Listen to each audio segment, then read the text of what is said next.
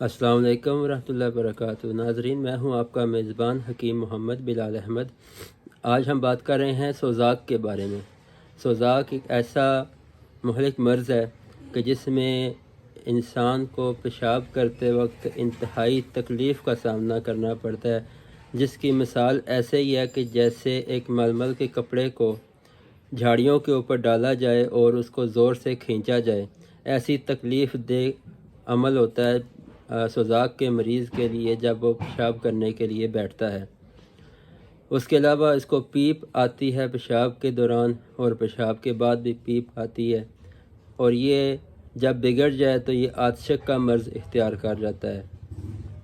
اس کے لیے میں آپ کے ساتھ ایک نسخہ شیئر کرنے جا رہا ہوں جو کہ بہت کمال کا نسخہ ہے۔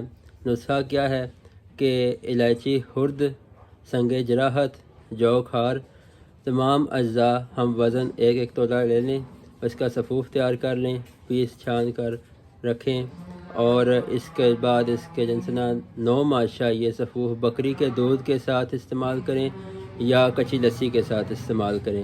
انشاءاللہ تعالی آپ کو اس مرض سے نجات حاصل ہوگی۔ دعاؤں میں یاد رکھیے گا، ہمارے چینل کو سبسکرائب لازمی کیجیے گا۔